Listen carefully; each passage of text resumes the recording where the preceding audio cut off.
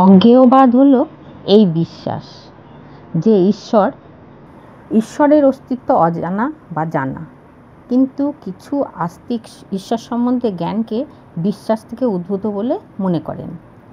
ঈশ্বরকে প্রায়শই অস্তিত্বের সর্বশ্রেষ্ঠ সত্তা হিসাবে কল্পনা করেন।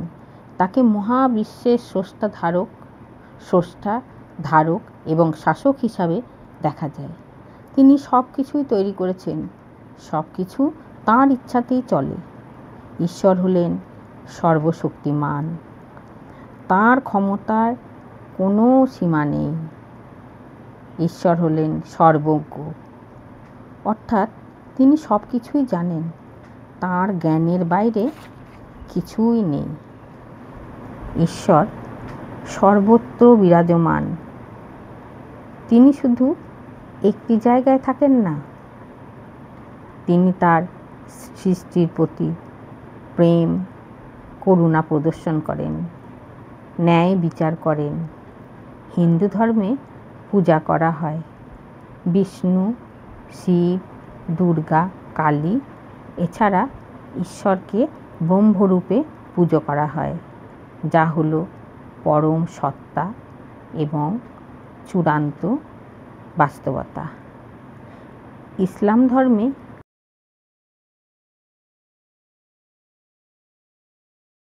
আল্লাহ হলেন একমাত্র উপাস্য, যিনি এক ও অদ্বিতীয়। খ্রিস্ট ধর্ম এই ধর্মের স্রষ্টা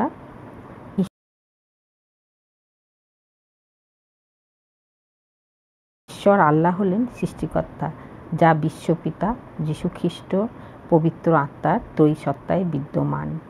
বৌদ্ধ ধর্ম এই ধর্মের পথপ্রদর্শক হলেন বুদ্ধদেব, যিনি নির্বাণ বা মুক্তি লাভের পথ দেখিয়েছেন। এরা ঈশ্বর বা সৃষ্টিকর্তার ধারণা নেন না। সব ধর্মকেই আমাদের সম্মান করা দরকার। হিন্দু ধর্মে শঙ্খ হল পবিত্রতার প্রতীক। এটি বিভিন্ন ধর্মীয় আচার অনুষ্ঠানে ও শুভকর্মে বাজানো হয়, যার মূল কারণ হলো এর পবিত্রতা, আধ্যাত্মিকতা, ইতিবাচক শক্তি। প্রদীপ জ্বালানোর মূল কারণ হলো এটি আলো ও অন্ধকার জ্ঞানের প্রতীক, যা অজ্ঞতা অন্ধকারকে বিনাশ করে এবং ধার্মিকতার পথকে সমৃদ্ধ করে। প্রদীপ প্রজ্বলন হিন্দু সংস্কৃতির একটি গুরুত্বপূর্ণ অঙ্গ। এটি সুগন্ধযুক্ত উপাদান, যা পোড়ালে সুগন্ধ ছড়ায়। ধর্মীয় অনুষ্ঠানে জ্বালানো হয় অশুভ শক্তিকে বিনাশ করে, শুভ শক্তির সূচনা করে।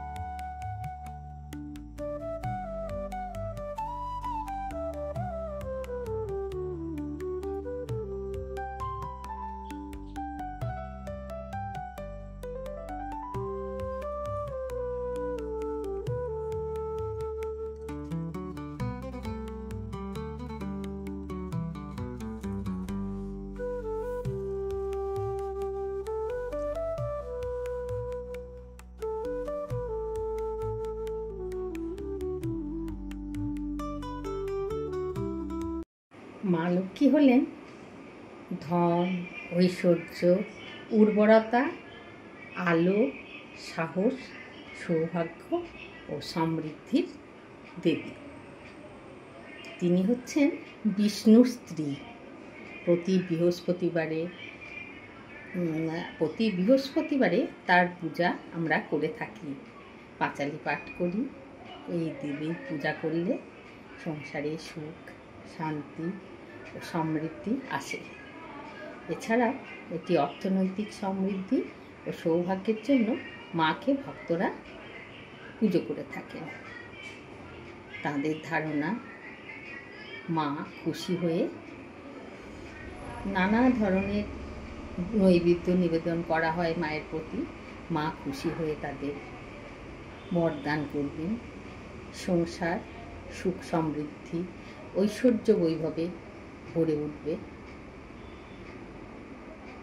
বৃহস্পতিবারের দিন আমরা লক্ষ্মীর ঝাঁপিতে কিছু পয়সা ফেলি, সেটা অসময়ে কাজে লাগে, অসময়ে অনেক দরকারে লাগে এই পয়সা। আর মা লক্ষ্মী, তোমাকে অসংখ্য প্রণাম আমার দেবালয়ে আজ বৃহস্পতিবারের দিন। তুমি সকলের ঘরে সুখ সমৃদ্ধি, অর্থ বৈভব, সুখ শান্তিতে ভরিয়ে দাও মা। তুমি অচলা হয়ে প্রত্যেকের ঘরে বিরাজ করো। তোমাকে শত কোটি প্রণাম। জয় মা লক্ষ্মী, লক্ষ্মী মাতা, তোমাকে প্রণাম জানাই আমার দেবালয় থেকে।